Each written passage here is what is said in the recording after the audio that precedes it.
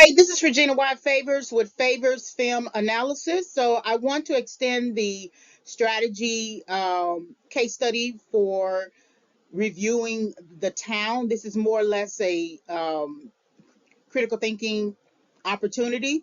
And I want to look at assessing conflict with the narrative, conflict with the characters, the way that robbery cinema is depicted.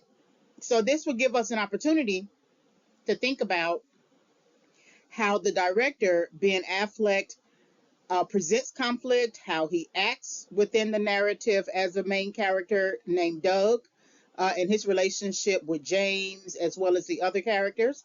And this will also just gives us an understanding, an opportunity to reach an understanding about just the presentation of heist movies, the presentation of robbery cinema. So this is Favors Film Analysis, assessing conflict in the town, which showed in theaters 2010. And you can visit www.favorsfilmanalysis.com for more access to critiques and reviews. All right, this presentation is subject to fair use. So they have taken her hostage, and they tell her to walk until she feels the water on her feet. So it's the walk, and she's standing in conflict. Her conflict, when they take her hostage away from her comfort zone, her comfort zone is the immediate place where she is, which is the bank. So in that comfort zone, she walks about as an assistant bank manager. She gives leadership. She assesses situations.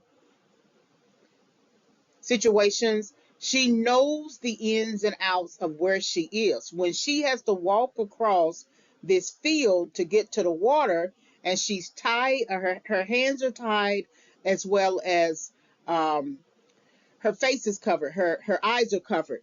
This is her standing in conflict because it is different from what she is accustomed to.